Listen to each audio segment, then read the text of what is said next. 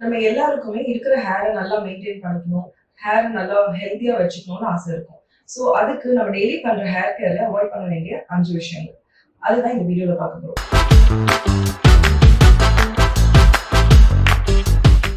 Number 1, நம்ம hair ஸ்டைல நல்லா ஃப்ரண்ட்ல இழுத்து பின்னாடி போடுற மாதிரியான hair style like pony tail இந்த மாதிரி போடும்போது ஃப்ரண்ட் ஹேர் லைன் ஏறிட்டே வரும். அண்ட் இது ஒரு form of alopecia, fractional alopecia கூட காஸ் பண்ணும்.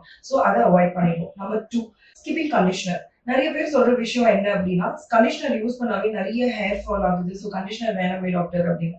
பட் கண்டிஷனர் நம்ம ஸ்கேல்ப்ல தான் யூஸ் பண்ணக்கூடாது. பிகாஸ் டேண்ட்ரஃப், ஹேர் ஃபால் எல்லாம் அதனால வரலாம். பட் எண்ட்ஸ்ல கண்டிப்பா கண்டிஷனர் யூஸ் பண்ணணும். பிகாஸ் இது டீடாங்கிள் பண்றதுக்கும் நம்ம ஹேரை ப்ரொடெக்ட் பண்றதுக்கும் ரொம்ப யூஸ்ஃபுல்லா இருக்கும். நம்பர் 3, ஹேர் வாஷ் பண்ணிட்டு வந்த உடனே ஹேர் வெட்டா இருக்கும் இல்லையா, அப்போ நம்ம கோம் பண்ணவே கூடாது. பிகாஸ் வெட் ஹேர் எப்பவுமே ரொம்ப வல்னரபிளா இருக்கும் to breakage and damage. So இதனால நிறைய ஹேர் லாஸ் அண்ட் டேமேஜ் கண்டிப்பா வரும்.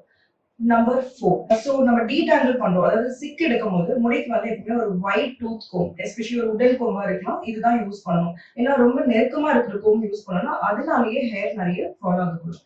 நம்பர் 5, இந்த ஹீட் ப்ரொடியூஸ் பண்ற styling products like straightener, conditioner இதெல்லாம் அவாய்ட் பண்றது பெட்டர்.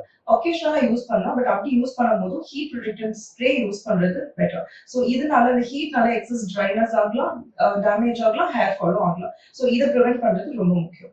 இந்த 5 திங்ஸ் அவாய்ட் பண்றது மூலமா நம்ம ஹேரை இன்னும் ஹெல்த்தியா பார்த்துக்க முடியும். தேங்க்யூ.